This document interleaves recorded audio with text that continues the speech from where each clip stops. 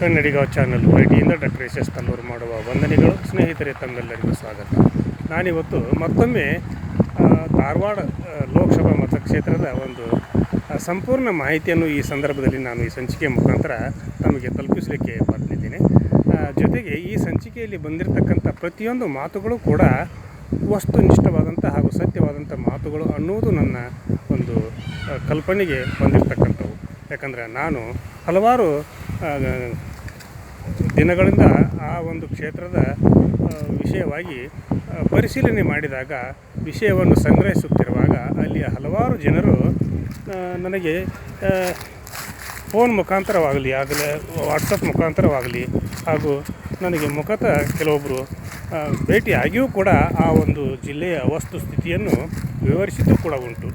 ಹೀಗಿರುವಾಗ ಈ ಒಂದು ಸಂದರ್ಭದಲ್ಲಿ ಧಾರವಾಡ ಜಿಲ್ಲೆಯ ಧಾರವಾಡ ಮತಕ್ಷೇತ್ರದ ಧಾರವಾಡ ಲೋಕಸಭಾ ಕ್ಷೇತ್ರದ ಒಂದು ವಸ್ತುನಿಷ್ಠ ವರದಿಯನ್ನು ಈ ಸಂಚಿಕೆ ಮುಖಾಂತರ ತಮಗೆ ನಾನು ತಲುಪಿಸ್ತಾ ಇದ್ದೇನೆ. ಯಾಕಂದರೆ ಯಾವತ್ತೂ ಕೂಡ ಕನ್ನಡಿಗ ಚಾನಲ್ ವೈಟಿ ಸತ್ಯವಾದಂಥ ವರದಿಗಳನ್ನು ನೀಡ್ತಾ ಬಂದಿರೋದು ಕೂಡ ತಮಗೆ ಗೊತ್ತಿರತಕ್ಕಂಥ ವಿಷಯ. ಹೀಗಿರುವಾಗ ನಿಮ್ಮ ಮನಸ್ಸಿಗೆ ಘಾಸಿಯಾಗದಂತೆ ಹಾಗೂ ನಿಮ್ಮ ಯಾವುದೇ ಒಂದು ಮನಸ್ಸನ್ನು ನೋಯಿಸದೆ ನಾನು ಈ ಸಂಚಿಕೆಯನ್ನು ಪ್ರಾರಂಭ ಮಾಡ್ತಾಯಿದ್ದೀನಿ. ಯಾಕಂದರೆ ಧಾರವಾಡ ಲೋಕಸಭಾ ಕ್ಷೇತ್ರ ಈಗ ರಾಜ್ಯದಲ್ಲಿ ಒಂದು ಪ್ರತಿಷ್ಠಿತ ಕ್ಷೇತ್ರ ಅಂತಲೇ ಪರಿಗಣನೆಗೆ ಒಳಪಟ್ಟಿದೆ. ಯಾಕಂದರೆ ಅಲ್ಲಿ ಕೇಂದ್ರದ ಪ್ರಭಾವಿ ಸಚಿವರಾದಂಥ ಪ್ರಹ್ಲಾದ್ ಜೋಶಿಯವರು ಪ್ರತಿನಿಧಿಸ್ತಕ್ಕಂಥ ಕ್ಷೇತ್ರ ಧಾರವಾಡ ಲೋಕಸಭಾ ಕ್ಷೇತ್ರ.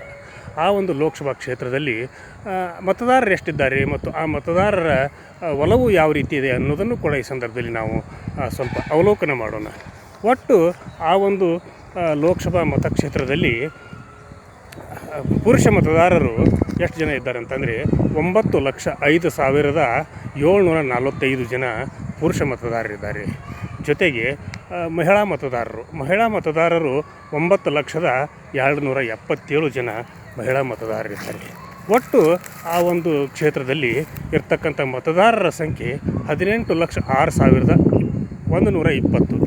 ಹೀಗೆ ಇರ್ತಕ್ಕಂಥ ಮತದಾರರ ಮನದಾಳವನ್ನು ಅರಿಯಲಿಕ್ಕೆ ಸ್ವಲ್ಪ ಕಠಿಣ ಆದರೂ ಕೂಡ ಈ ಒಂದು ಸಂದರ್ಭದಲ್ಲಿ ಅಲ್ಲಿ ನಡೆದಿರ್ತಕ್ಕಂಥ ರಾಜಕೀಯ ಚದುರಂಗದಾಟದಲ್ಲಿ ಜೋಶಿಯವರ ಒಂದು ಯಾವ ರೀತಿ ಅವರು ಈ ಸಲ ಚುನಾವಣೆಯಲ್ಲಿ ಗೆಲ್ತಾರೆ ಹಾಗೂ ಸಂಸತ್ತನ್ನು ಪ್ರವೇಶಿಸುತ್ತಾರೆ ಅನ್ನುವಂಥ ಜಿಜ್ಞಾಸೆಗಳು ಕೂಡ ಸಾರ್ವಜನಿಕರಲ್ಲಿ ಮೂಡ್ತಾ ಇವೆ. ಹೀಗಿರುವಾಗ ಅದರಲ್ಲಿ ಕೆಲವೊಂದು ಜಾತಿವಾರು ಮತಗಳನ್ನು ನಾವು ಲೆಕ್ಕ ಹಾಕಿದಾಗ ಲಿಂಗಾಯತದ ಮತದಾರರು ಸುಮಾರು 5,70,000 ಮತಗಳನ್ನು ಹೊಂದಿರತಕ್ಕಂಥ ಬೃಹತ್ ಸಮುದಾಯದ ಮತಗಳು 5,80,000 ಮತಗಳು. ಜೊತೆಗೆ SC ST ಈ ಒಂದು ಮತಗಳ ಸಂಖ್ಯೆ ಆ ಒಂದು ಲೋಕಸಭಾ ಕ್ಷೇತ್ರದಲ್ಲಿ ಧಾರವಾಡ ಲೋಕಸಭಾ ಕ್ಷೇತ್ರದಲ್ಲಿ 2,60,000ಕ್ಕಿಂತಲೂ ಹೆಚ್ಚು ಮತದಾರರನ್ನು ಹೊಂದಿದ್ದಾರೆ. ಜೊತೆಗೆ ಕುರುಬ ಮತದಾರರು 1,68,000ಕ್ಕಿಂತ ಅಧಿಕ ಮತದಾರರನ್ನು ಹೊಂದಿರತಕ್ಕಂಥ ಒಂದು ಪ್ರಬಲವಾದಂಥ ಜನಾಂಗ ಅಂತ ಹೇಳ್ಬೋದು. ಆಮೇಲೆ ಮರಾಠ ಮತದಾರರು ಸುಮಾರು 1,50,000 ಮತಗಳನ್ನು ಹೊಂದಿರತಕ್ಕಂಥ ಮರಾಠ ಸಮುದಾಯ. ಮುಸ್ಲಿಮರು 3,38,000 ಮತದಾರರನ್ನು ಹೊಂದಿರತಕ್ಕಂಥ ಕ್ಷೇತ್ರ ಧಾರವಾಡ ಲೋಕಸಭಾ ಕ್ಷೇತ್ರ. ಜೊತೆಗೆ ಇತರೆ 3,00,000. ಹೀಗಾಗಿ ಈ ಕ್ಷೇತ್ರದಲ್ಲಿ ಬಹುತೇಕವಾಗಿ ಎಲ್ಲರೂ ಕೂಡ ಈಗಿನ ಸಂದರ್ಭದಲ್ಲಿ ಈಗಿನ ಸನ್ನಿವೇಶದಲ್ಲಿ ಅದನ್ನು ಯಾಕೆ ಈ ರೀತಿ ಅದಕ್ಕೆ ಹೈ ವೋಲ್ಟೇಜ್ ಮತಕ್ಷೇತ್ರ ಅಂತ ಹೇಳಿ ಕರೀತಾರೆ ಅನ್ನೋದಕ್ಕೂ ಕೂಡ ಒಂದು ಪ್ರಬಲ ಕಾರಣ ಇದೆ. ಯಾಕಂದರೆ ಪ್ರಹ್ಲಾದ್ ಜೋಶಿಯವರು ಏನೂ ಮಾಡಲಿಲ್ಲ ಹಾಗೂ ಲಿಂಗಾಯತ ನಾಯಕರನ್ನು ಲಿಂಗಾಯತ ಸಮುದಾಯವನ್ನು ತುಳಿತಾ ಬಂದರು. ಆ ಒಂದು ಸಮುದಾಯದಲ್ಲಿರ್ತಕ್ಕಂಥ ನಾಯಕರನ್ನು ಬೆಳೆಗೊಡಲಿಲ್ಲ. 4 ಸಲ ಸತತವಾಗಿ MP ಗಳಾದರೂ ಕೂಡ ಲೋಕಸಭಾ ಕ್ಷೇತ್ರದಿಂದ ಆರಿಸಿ ಬಂದರೂ ಕೂಡ ಕೇಂದ್ರದಲ್ಲಿ ಮಂತ್ರಿ ಆದರೂ ಕೂಡ ಲಿಂಗಾಯತ ಸಮುದಾಯಕ್ಕೆ, ಲಿಂಗಾಯತ ಸಮಾಜಕ್ಕೆ, ಲಿಂಗಾಯತ ನಾಯಕರಿಗೆ, ಕಾರ್ಯಕರ್ತರಿಗೆ ಅವರ ಒಂದು ಯಾವುದೇ ಕೆಲಸ ಕಾರ್ಯಗಳನ್ನು ಮಾಡಿಕೊಡಲಿಲ್ಲ ಅನ್ನುವಂಥ ಗುರುತರ ಆಪಾದನೆಯನ್ನು ಮಾನ್ಯ ಸ್ವಾಮೀಜಿಗಳು, ದಿಂಗಾಲೇಶ್ವರ ಸ್ವಾಮೀಜಿಗಳು ಹೇಳ್ತಿರುವಂತೆ ಈ ಸಲ ನಾವು ಯಾವುದೇ ರೀತಿಯಿಂದಲಾದರೂ ಕೂಡ ನಮ್ಮ ಸಮುದಾಯದ ಶಕ್ತಿ ಸಾಮರ್ಥ್ಯವನ್ನು ಜೋಶಿಯವರಿಗೆ ತೋರಿಸಿಯೇ ಸಿದ್ಧ ಅಂಥೇಳಿ ಅನ್ನುವಂಥ ಮಾತನ್ನು ಕೂಡ ಅವರು ಆಡಿದ್ದಾರೆ ಮತ್ತು ಚುನಾವಣಾ ರಣರಂಗದಲ್ಲಿ ಅವರು ಧುಮುಕಿದ್ದಾರೆ. ಹೀಗಿರುವಾಗ ಈ ಒಂದು ಸಂದರ್ಭದಲ್ಲಿ ಲಿಂಗಾಯತ ಸಮುದಾಯ ದೊಡ್ಡ ಸಮುದಾಯ, ಬಲಾಢ್ಯವಾದಂಥ ಸಮುದಾಯ, ಹೆಚ್ಚಿನ ಜನಸಂಖ್ಯೆ ಹಾಗೂ ಹೆಚ್ಚಿನ ಮತದಾರರ ಬಾಹುಳ್ಯವನ್ನು ಹೊಂದಿರತಕ್ಕಂಥ ಬೃಹತ್ ಸಮುದಾಯ ಲೋಕಸಭಾ ಕ್ಷೇತ್ರದಲ್ಲಿ ಇದೆ. ಹೀಗಿರುವಾಗ ಆ ಲೋಕಸಭಾ ಕ್ಷೇತ್ರದಲ್ಲಿ ಲಿಂಗಾಯತ ಮತಗಳು ಈ ಸಲ ಬಹುತೇಕವಾಗಿ ಮಾನ್ಯ ಲೋಕಸಭಾ ಸದಸ್ಯರು ಹಾಗೂ ಕೇಂದ್ರದ ಸಚಿವರಾಗಿರ್ತಕ್ಕಂಥ ಮಾನ್ಯ ಪ್ರಹ್ಲಾದ್ ಜೋಶಿಯವರಿಗೆ ಈ ಸಲ ಆ ಒಂದು ಮತಗಳು ಸಿಗುವುದು ಅನುಮಾನ ಅನ್ನುವಂಥ ವಸ್ತುಸ್ಥಿತಿಯೂ ಕೂಡ ಅಲ್ಲಿ ನಿರ್ಮಾಣವಾಗಿದೆ. ಹೀಗಿದ್ದರೂ ಕೂಡ ಹುಬ್ಬಳ್ಳಿ ಧಾರವಾಡದಲ್ಲಿ RSS ಪ್ರಬಲವಾಗಿದೆ ಹಾಗೂ ಅವರು ಆ ಒಂದು ನಗರಗಳಲ್ಲಿ ಬೀಡು ಬಿಟ್ಟಿದ್ದಾರೆ. ಜೊತೆಗೆ ಅವರು ತಳಮಟ್ಟದ ಒಂದು ಸಂಘಟನಾತ್ಮಕ ಒಂದು ಕಲೆಯಲ್ಲಿ ಅವರು ನಿಪುಣರಾಗಿದ್ದಾರೆ ಅಂತಲೇ ಈ ಸಂದರ್ಭದಲ್ಲಿ ಹೇಳ್ಬೋದು. ಅವರ ಒಂದು ಕಾರ್ಯ ಈ ನಿಟ್ಟಿನಲ್ಲಿ ಯಾವ ರೀತಿ ಸಾಗ್ತೈತಿ, ಅವರು ಯಾವ ರೀತಿ ಪ್ರಯತ್ನ ಮಾಡ್ತಾರೆ ಅನ್ನೋದರ ಮೇಲೆ ಮಾನ್ಯ ಜೋಶಿಯವರ ಭವಿಷ್ಯ ನಿರ್ಮಾಣ ಆಗೋದರಲ್ಲಿ ಸಂದೇಹವಿಲ್ಲ. ಜೊತೆಗೆ ಈಗ ಇನ್ಮೇಲೆ ದಿಂಗಾಲೇಶ್ವರ ಸ್ವಾಮಿಗಳು ಒಂದು ವೇಳೆ ಅವರು ನಾಮಪತ್ರ ವಾಪಸ್ ತೆಗೆದುಕೊಳ್ಳದೆ ಈ ಒಂದು ಚುನಾವಣೆಯಲ್ಲಿ ಧುಮುಕಿದ್ದೇನೆ ಆತಂದರೆ ಪ್ರತಿಸ್ಪರ್ಧಿಯಾಗಿ ಜೋಶಿಯವರ ಪ್ರತಿಸ್ಪರ್ಧಿಯಾಗಿ ನಿಂತದ್ದೇನೆ ಆತಂದ್ರೆ ಪ್ರಹ್ಲಾದ್ ಜೋಶಿಯವರಿಗೆ ಈ ಒಂದು ಸಲ ಮತದಾರರು ಕೈ ಕೊಡುವಂಥ ಎಲ್ಲ ಲಕ್ಷಣಗಳು ಕಾಣ್ತಾ ಇವೆ ಅನ್ನೋದನ್ನು ಅಲ್ಲಿಯ ಮತದಾರರು ಮಾತಾಡ್ಕೊಳ್ತಾ ಇದ್ದಾರೆ. ಹೀಗಿರುವಾಗ ಪ್ರಹ್ಲಾದ್ ಜೋಶಿಯವರ ಒಂದು ಕಾರ್ಯವೈಖರಿ ಹಾಗೂ ಅವರ ಒಂದು ಕೆಲಸ ಕಾರ್ಯಗಳನ್ನು ಸ್ವಲ್ಪ ಅವಲೋಕನ ಮಾಡಿದಾಗ ಕಳಸಾ ಬಂಡೂರಿ ಹಾಗೂ ಮಹದಾಯಿ ಯೋಜನೆಗಳು ನಮ್ಮ ಉತ್ತರ ಕರ್ನಾಟಕದ ಒಂದು ಪ್ರಮುಖ ಬೇಡಿಕೆಗಳಾಗಿದ್ದು, ಹೀಗಿರುವಾಗ ಅವರು ಈ ಕೆಲಸ ಕಾರ್ಯಗಳನ್ನು ಎಳ್ಳಷ್ಟು ಸಹ ಮಾಡಲಿಲ್ಲ, ರೈತರಿಗೆ ನೆರವಾಗಲಿಲ್ಲ, ರೈತರ ಸಂಕಷ್ಟಗಳಿಗೆ ಸ್ಪಂದಿಸಲಿಲ್ಲ ಅನ್ನುವಂಥ ಒಂದು ಪ್ರಬಲ ಪ್ರಶ್ನೆ ರೈತರಲ್ಲಿಯೂ ಕೂಡ ಮೂಡಿದ್ದು ಕೂಡ ಸುಳ್ಳಲ್ಲ.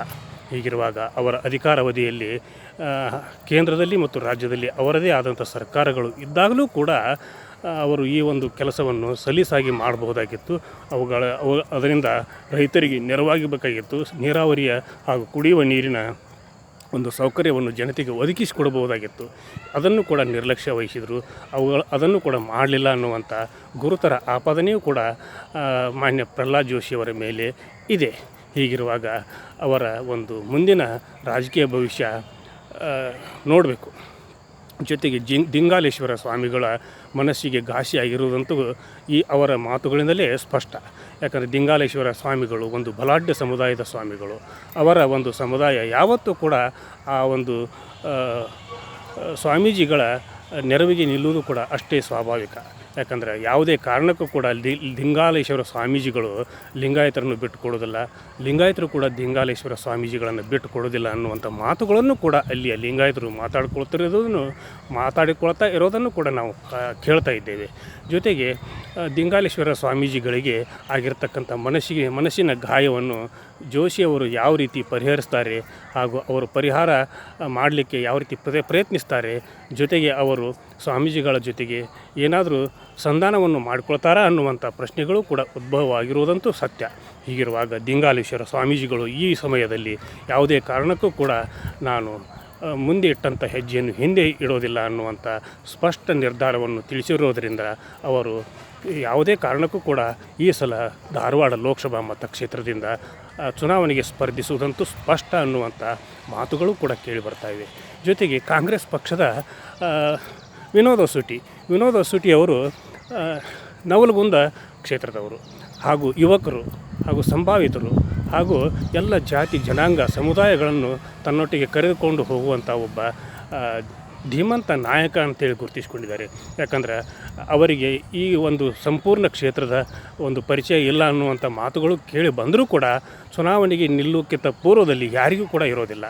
ಅವರು ಆರಿಸಿ ಬಂದ ಮೇಲೆ ಅವರು ಮಾಡ್ತಿರ್ತಕ್ಕಂಥ ಕೆಲಸ ಕಾರ್ಯಗಳ ಮೇಲೆ ಅವರ ಸಂಘಟನಾತ್ಮಕ ಕೆಲಸ ಕಾರ್ಯಗಳನ್ನು ನೋಡಿ ಜನರು ಅವರನ್ನು ಗುರುತಿಸ್ತಾರೆ, ಅವರಿಗೆ ಸ್ಪಂದಿಸ್ತಾರೆ ಅನ್ನೋದು ಕೂಡ ಅಷ್ಟೇ ಸತ್ಯ.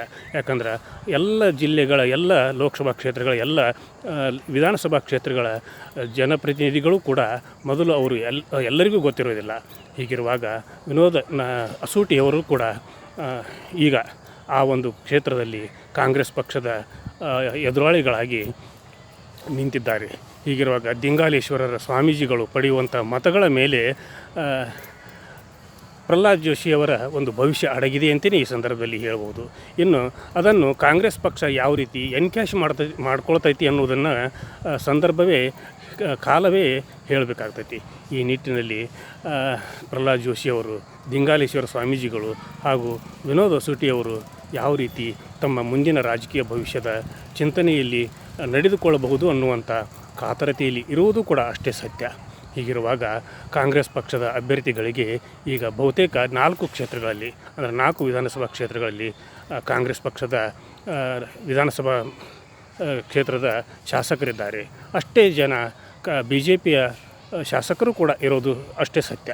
ಹೀಗಿರುವಾಗ ಸಮಬಲದ ಹೋರಾಟ ಅಂದರೂ ಕೂಡ, ಸಮಬಲದ ಹೋರಾಟ ಗೆದ್ದು ಕಂಡರೂ ಕೂಡ ಈ ಸಲ ದಿಂಗಾಲೇಶ್ವರ ಸ್ವಾಮೀಜಿಗಳ ಎಂಟ್ರೆನ್ಸ್ದಿಂದ ಪ್ರಹ್ಲಾದ್ ಜೋಶಿ ಅವರಿಗೆ ಹಿನ್ನಡೆಯಾಗುವಂಥ ಎಲ್ಲ ಮುನ್ಸೂಚನೆಗಳನ್ನು ಇವೆ ಎನ್ನುವಂಥ ಮಾತುಗಳು ಪ್ರತಿಯೊಂದು ತಾಲೂಕುಗಳಲ್ಲಿ, ಗ್ರಾಮಗಳಲ್ಲಿ, ಪಟ್ಟಣಗಳಲ್ಲಿ ಕೇಳಿ ಬರ್ತಾ ಇರೋದು ಕೂಡ ಅಷ್ಟೇ ಸತ್ಯ. ಹೀಗಿರುವಾಗ ಈ ಒಂದು ಸಂದರ್ಭದಲ್ಲಿ ಇನ್ನೂ ನಾವು ಹೆಚ್ಚಿಗೆ ಏನು ಹೇಳಲಿಕ್ಕೆ ಸಾಧ್ಯ ಇಲ್ಲ. ಇದನ್ನು ತಾವೆಲ್ಲರೂ ಕೂಡ ಅರ್ಥ ಮಾಡಿಕೊಂಡು ಮುಂಬರುವ ದಿನಗಳಲ್ಲಿ ಯಾರು ಯಾವ ರೀತಿ ತಮ್ಮ ಚುನಾವಣಾ ಚದುರಂಗದಾಟದಲ್ಲಿ ತಮ್ಮ ಕೈಚಳಕವನ್ನು ತೋರಿಸ್ತಾರೆ ಅನ್ನೋದರ ಮೇಲೆ ಮುಂದಿನ ರಾಜಕೀಯ ಭವಿಷ್ಯ 3 ಜನರಿಗೂ ಕೂಡ ನೆರವಾಗಲಿದೆ ಅನ್ನುವಂಥ ಮಾತನ್ನು ಹೇಳ್ತಾ ಇವತ್ತಿನ ಸಂಚಿಕೆಯನ್ನು ಇಲ್ಲಿಗೆ ಮುಗಿಸುವುದಕ್ಕಿಂತ ಪೂರ್ವದಲ್ಲಿ ಕನ್ನಡಿಗ ಚಾನಲ್ YT ಇದು ನಿಮ್ಮೆಲ್ಲರ ಚಾನಲ್ಲು, ಸಮಸ್ತ ಕನ್ನಡಿಗರ ಚಾನಲ್ಲು. ಕನ್ನಡಿಗರ ಚಾನಲ್ YTಗೆ ಸಬ್ಸ್ಕ್ರೈಬ್ ಮಾಡದೇ ಇರತಕ್ಕಂಥವ್ರು ಪ್ರತಿಯೊಬ್ಬರು ಕೂಡ ಸಬ್ಸ್ಕ್ರೈಬ್ ಮಾಡಿರಿ, ಶೇರ್ ಮಾಡಿರಿ, ಲೈಕ್ ಮಾಡಿರಿ. ನಿಮ್ಮ ಸ್ನೇಹಿತರಿಗೆ ಈ ಸಂಚಿಕೆಗಳನ್ನು ತೋರಿಸ್ತೀರಾ ಅನ್ನುವಂಥ ಒಂದು ಸದುದ್ದೇಶದಿಂದ ಇವತ್ತಿನ ಸಂಚಿಕೆಯನ್ನು ಮುಗಿಸಿ ನಾಳಿನ ಸಂಚಿಕೆಯೊಂದಿಗೆ ತಮ್ಮ ಜೊತೆಗೆ ಹಾಜರಾಗ್ತೀನಿ. ಅಲ್ಲಿಯವರೆಗೂ ನನ್ನ ನಮಸ್ಕಾರ.